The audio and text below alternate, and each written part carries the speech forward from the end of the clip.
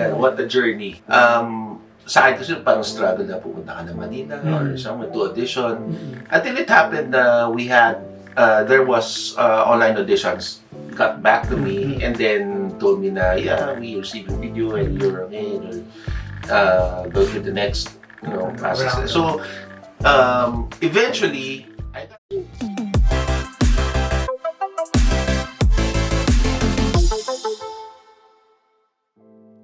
Ayan, guys, welcome to, again, this is Only in Baguio. I am right here, dito sa aking humble abode. With me is si Mr. Jeff Coronado, di ba? Ang napaka-pogi, very humble. And siguro later on, mas makikita mo yun as we go on with this very special episode that we are going to, ayan, di ba? Live na live tayo, may nag-ano pa. Titing! This will be the first time, okay, that we're going to have parang interview portion, di ba? Thrilled talaga ako. And this guy has a lot to offer. He's been giving it ever since, especially dito sa kanyang hometown. Sa hometown ko na rin, dito sa Baguio. And that makes me even more excited talaga to showcase a lot about Baguio. Bakit? Kasi dito, meron tayong mga world-class talents. So I've been seeing this guy for more than half a decade already. Ever since na I got here in Baguio. And kung saan kami nakikita nito eh. weird. Sa golf club, sa mga kung saan. Kasi marami nitong pinagkakabalahan. He's all around town. And, pero syempre, ang pinaka-main namin was sa larangan ng sa pagbabanda or music in general. So, first of all, good afternoon, good day. Good afternoon, brother. How are you? I'm good. Good, always looking fresh. Grabe. So, I have ano na? Gaya. Gusto ko talaga ulitin para marinig nila. Anyways, you are a singer by profession. Could you tell us more about that? Would you consider yourself as parang a full-time freelance singer? And paano ka napunta in deciding to become a freelance singer dito sa Baguio? First and foremost, love ko lang naman kasi talaga ang singing. Kaya, so, yeah, why not go back to just singing for now? And especially, may mga ibang things din akong ginagawa. So, I cannot really commit to any kind of work right now. But, but singing for now. So, I think that's doable for me. And sustainable naman din. Yeah, true. A true testament sa akin yan when you said yung sustainable. Kasi ever since I got here, one of the first things I did was to reconnect with my passion, which is singing. So I was able to have a band din dito. I was able to join a band here. And ang ganda lang kasi the community here, although we're so small, paikot-ikot lang tayo. Pero sobrang at peace ka sa mga kapwa musiko mo dito. At talagang tulungan. At saka, ang ganda ng vibe. You have the Baguio vibe. You have the, one of the coolest places I've been to was yung Cafe Clutch. Doon kita narinig. Right, di ba? Right, no. Cafe Clutch. And then, grabe to. Yung taong to, talagang dala niya yung crowd. And then, the next thing, nakita kita sa golf club, di ba? Surprisingly, yes. Surprisingly, di ba? Kasi meron kaming parang traditional business din dito. And then, I was just going around the resorts, the hotels, etc., restaurants. And then, one of the guys sa opisina, nakita ko siya din. So, namin ko, grabe nito, sa umaga, office, and dito sa gabi, talagang, it reminds me of myself. Yeah. So, bro, could you tell us about your family background or whatever personal thing na not too personal? Baka magalitan ako. I'm just a pure Baguio boy, born and raised, but my mom and dad are not from Baguio. But eventually they migrated here, and so here I am, just in Baguio, only in Baguio, diba? And yun nga. Then on, I've been I'm in school, and then eventually learned how to sing, and then join groups and bands, and that's how it evolved. Ano ka na ba nun? Masasabi mo ba before pa, bro, parang feeling mo magiging singer ka? Or... Hindi ako sure eh. Okay. Pero I had that feeling that I wanted to sing for the rest of my life. Mm-hmm. Yun lang. Okay. Is there anybody from your family na talagang mahilig sa music? Well, in my clan, there are like some professional singers din naman. Talaga? Yeah. Interesting. Like I have. Sila naging influence mo? Not really, pero I got exposed to that kind of thinking na I have relatives who can sing. And then during gatherings then we would normally have karaoke, di ba, mga ganun-ganun. So, na-expose na rin ako sa music at a young age. Yeah. Ano yung mga any other, sino mga influences mo first and foremost? Like, sa singing? Well, I started listening to, local singers like Gary V, Martin, Jano, those singers.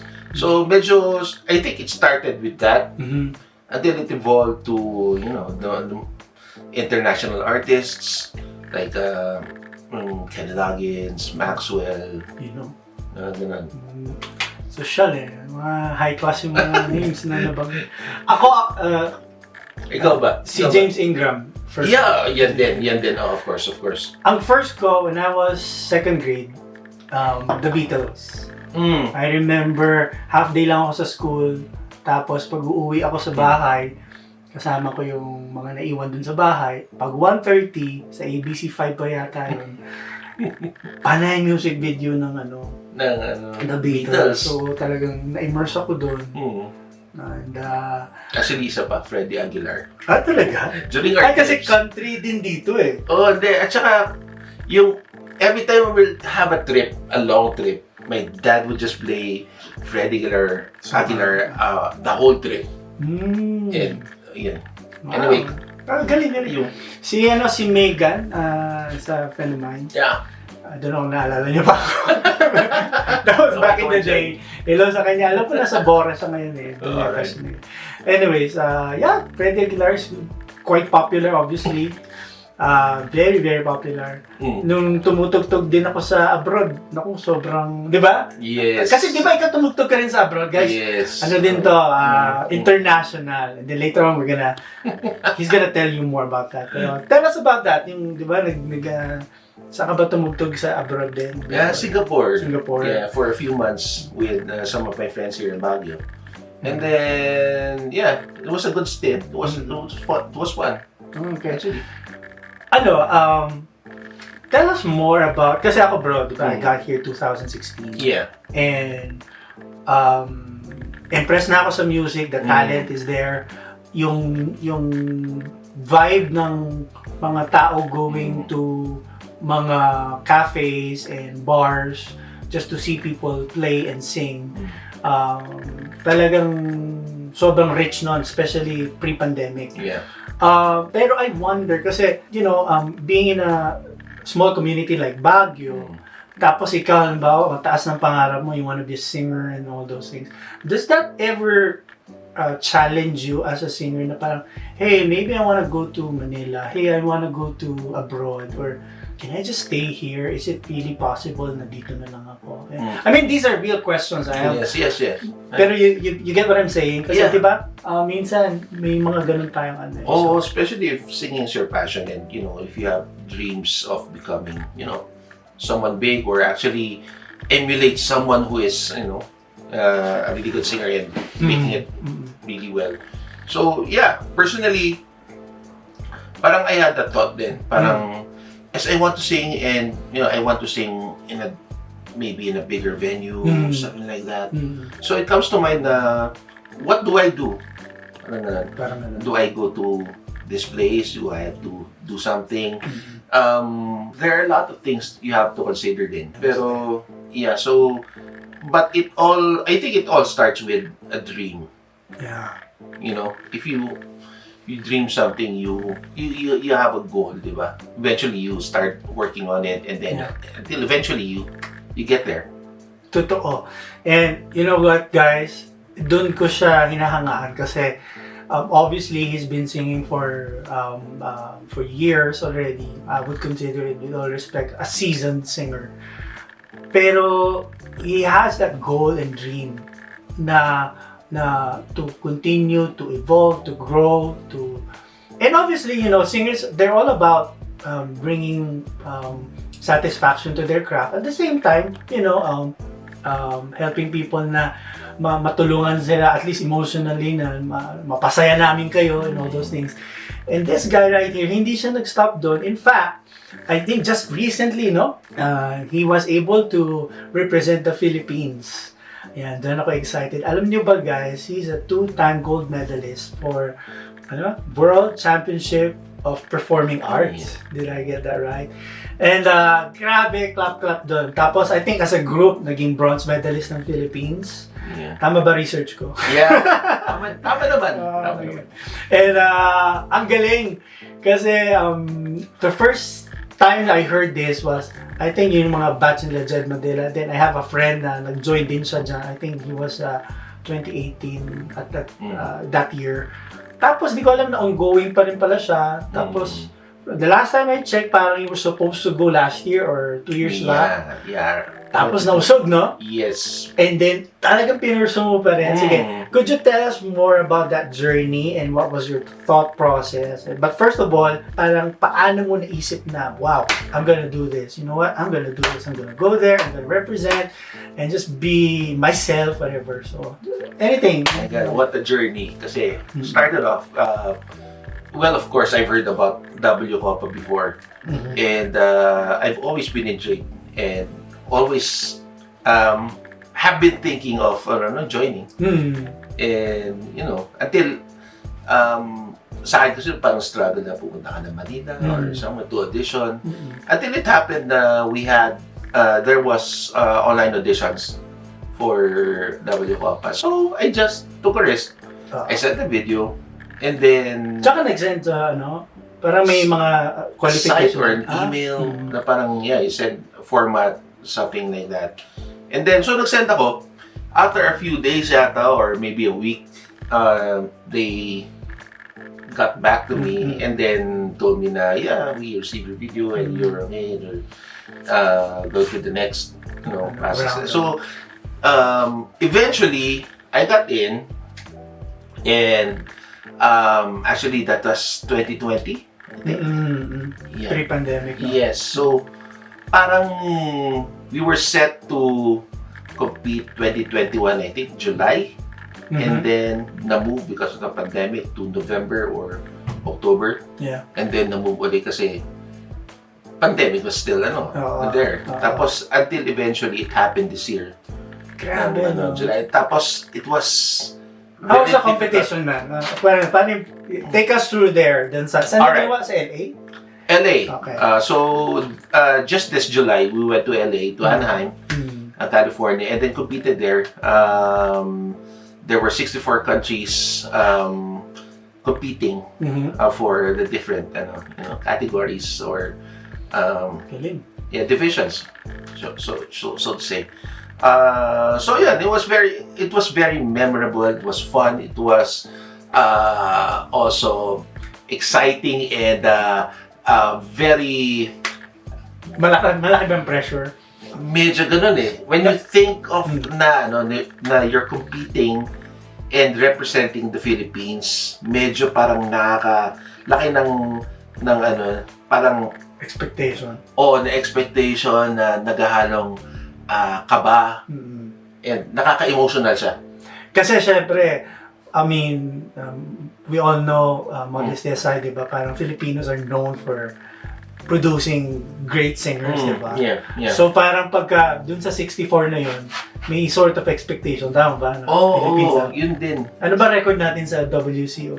Madalas? Consistent tayo? Yes, naman. Filipinos are very talented. Especially with singing and the other talents din, dancing and modeling even. So may iba ring mga iba't ibang categories din. So, pero nagsali ako ng model, joke. Yeah, instrumentalist din actually. We are a finalist na instrumentalist. Wow. So, yun, marami talagang magaling na Pilipino. Yun lang masasabi ko. Tsaka, pag sinabi mo ang Pilipino ka, talagang totoo yung sinasabi na sa amin noon na pag galing ka ng Philippines, nangangatog ang tuhod nila. Talaga? Oo. Wow. Magbalot sila. Yun kasi sikreto namin. Pag Pinoy ka, nagbabalot ka lang. Correct. Yun. Ba English nun? You should... Di mo alam, no? Ay, nako. Joke lang, Pero, grabe, so how did you win your gold medal? Ano yung process na yun? What category was that? It was Broadway. Okay, Broadway. And original works. Okay, Actually, joined 3. Okay. So I got medals for 2. Mm-hmm. 2 Individual divisions. yan yung... Individual, Okay. Yeah. So for Broadway, Forte mo kasi yan, no? I think so kasi medyo na-train na rin ako all throughout my college life sa theater. And also with Kuya Carlo Altamonte. Wait, shout out. Hi Kuya Carlo. Oh. Thank you so much. Vocal coach siya? Hindi, Okay. kasi he's been having, we're in this theater company called Open Space Projects. Okay. Laitan, and one of the plays that we did was Jesus Christ Superstar. Ang ganda niya. Gusto ko yan. And there were moments when I played, or there were times when I played Jesus. Talaga? And it was very challenging. Siyempre, grabe. Pero humbling siya. yun, no? And then, ayun nga, one of the songs there I really liked, Gethsemane. Mhm. That was the song I did. Wow. And then, siguro kung hindi ako kumakanta ng time na yun with Open Space, hindi ako mahahasa rin and had the confidence to do it and sing it. So guys, preparation is the key.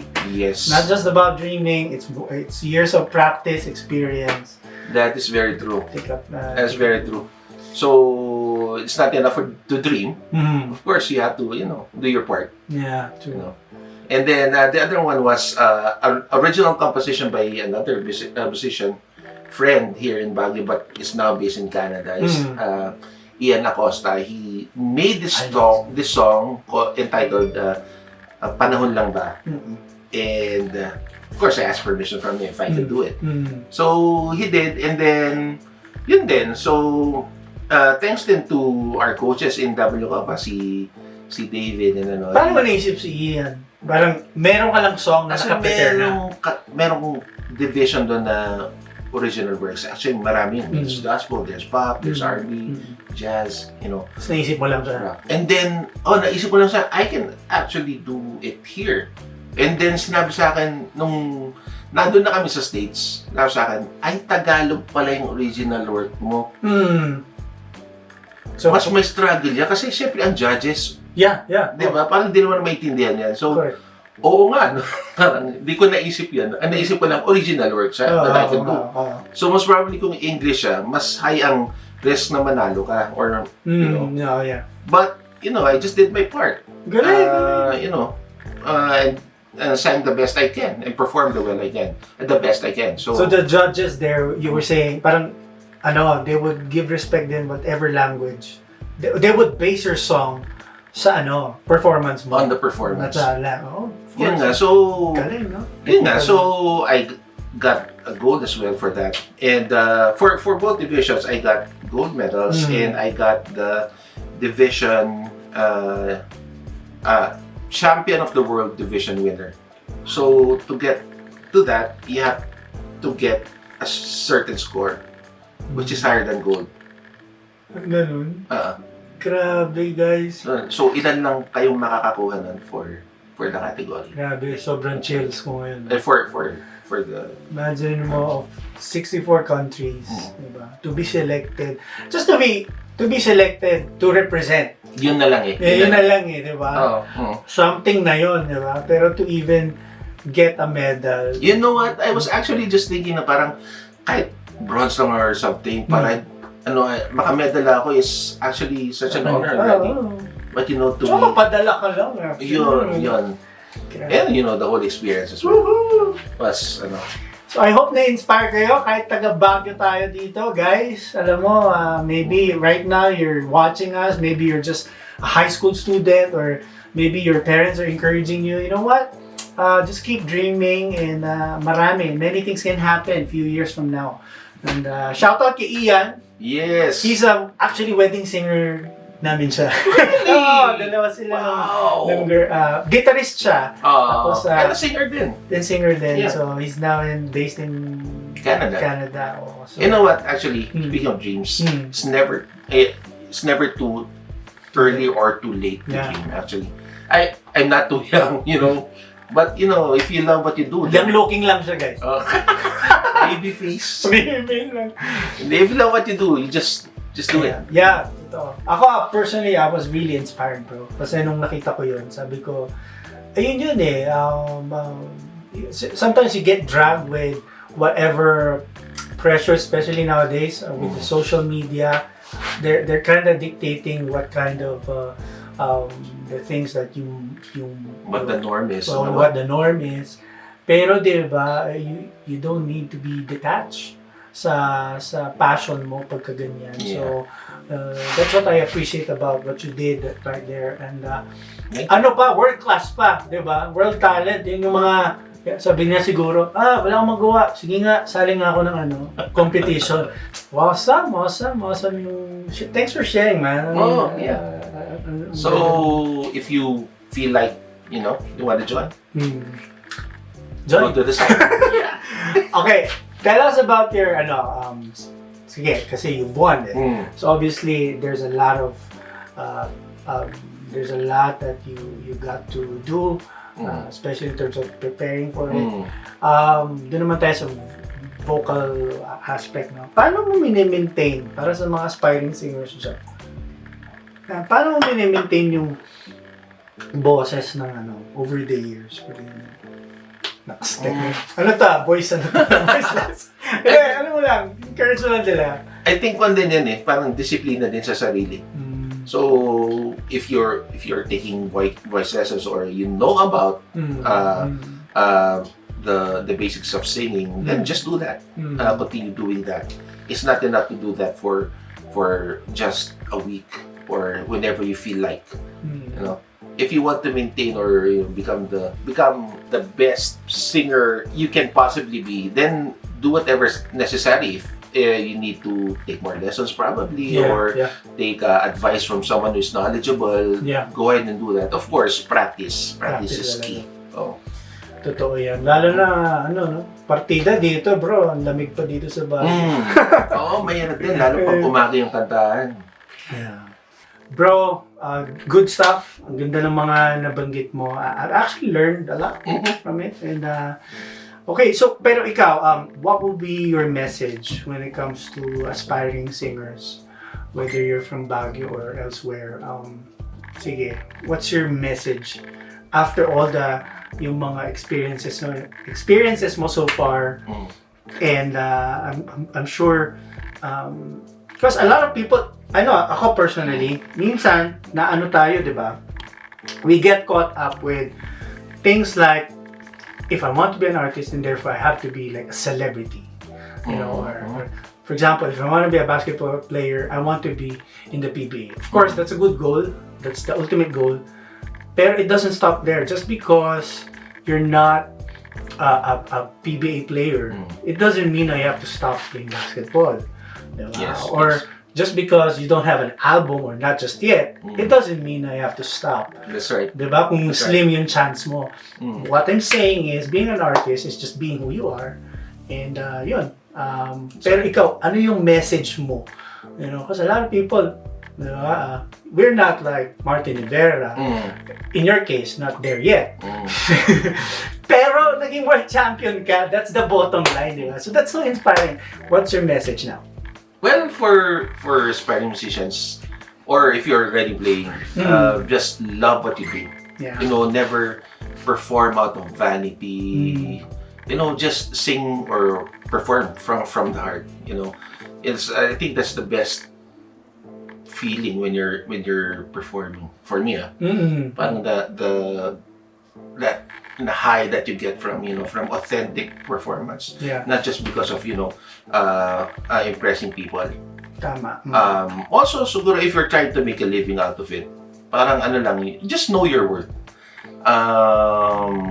1 million to eh.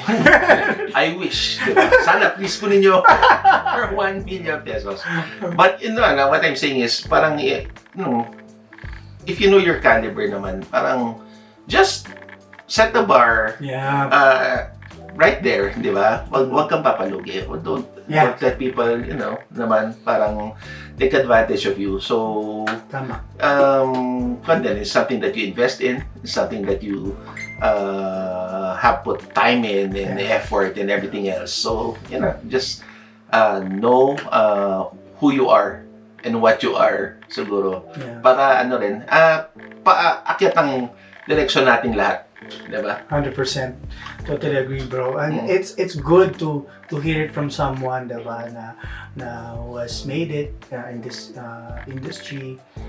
Kasi nga, tama eh, you have to know your worth eh. Kasi it will be hard for everybody else.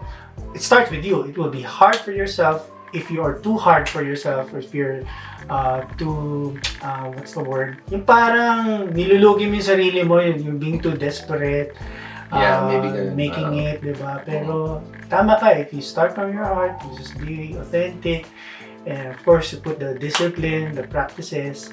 People will see it. Yeah, people will notice you. People will notice you. And your craft, na syempre, gaganda, gagaling at gagaling ka, mas enjoyable siya. You can be more creative after. So, yeah, that's it's a lesson for me too. Kasi ako, I don't know, I have so many doubts in, not in music, pero I mean, growing up as a person, marami akong pinagdaanan na ganyan. And I have to take note of those little details na, whether it be put discipline or be yourself, or those things that you mentioned. So take it from this guy. He's been through a lot. He's made it, and he's gonna give us more of him for sure. Who knows, diba? Baka pang na yan. I'm still learning. It Talaga? never stops. Never stops. Alam mo pa. Kasi, parang when you stop. Gusto mo ba mag-album? It would be great. Okay guys, kunin nyo to. Nasa link down below yung mga information niya. If you wanna book him, he's a great guy. Padaanin nyo lang sa akin. Manager. Joke lang. Sa mga sa mga locals dito, baka may mga message ka dito in terms of whatever. Sige. Well, as an artist, siguro, to fellow artists, just keep on doing what you're doing, diba? Whatever field it is, whether it's on print, whether it's performing arts, or whatever the scene, inclusive of art. Just keep doing what you're doing and be the best. Be the best at it. Never stop learning. Have dreams, that you can achieve later on. Kasi it will help you, it will push you to become better din, diba? To achieve something that you want to be in the future. So just dream big and never give up. Along the way, meron ka siguro may experience ng mga roadblocks, pero it's all part of it. It will test actually your perseverance. Speaking of bro, singit ko lang. Yeah. Meron ka ba mga roadblocks na you wanna share? Well, for the competition, marami. Competition. So parang nag-join ka na rin ng... okay.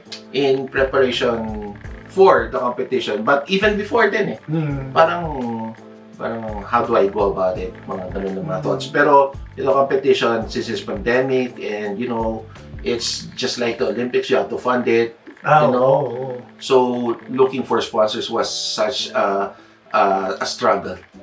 Kasi it's pandemic, and people don't really want to, or don't have much, or something like that. So, kasi for just for the sake of the viewers, kasi di ba joining two contests like this, it's normal as well, to get or to ask help din, Yeah. Tama, and that's parang naalala ko nga, di ba, kahit sa industry, kahit sa So, yun nga, to look for... Tsaka, buti na lang, may tiwala sila sa'yo. Yun din. Yun din, blessing din yun. So, it's a testament din kung sino ka rin as an artist so that people could also invest in you and yeah, you can represent Philippines, sure, we can help you out kasi nga nagbigay ka na rin sa kanila at some point in time. Yes, yan din. And then, So important to have a, hindi ko naman sinasabing na, no. Pero it's nice to be nice. Yeah. It's nice to be a good person. Oo. And people will see that and will believe in you and in what you can do, just as long as you show them na who you really are. Yeah. Diba? So, yun din siguro, just, it's not enough that you have talent. And sabi niya, when talent is not enough, hard work and perseverance, and let me add to that, a good personality is the key also. Meron akong dyan, quote na na-invento. Kung may rapport, may pabor. Yun. Actually. Basta may rapport ka, may pabor. But, thank you so much, bro.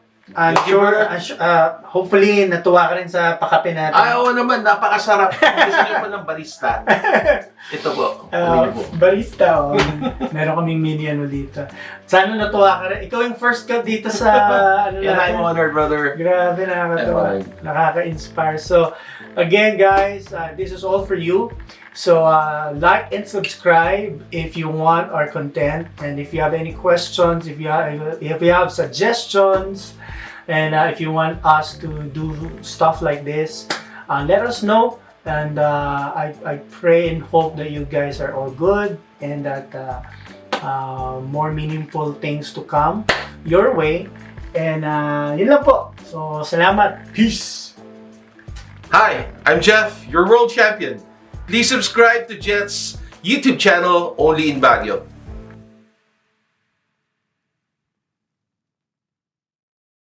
Sa 1 million viewers na.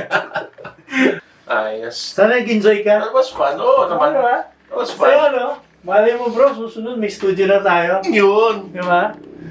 Sana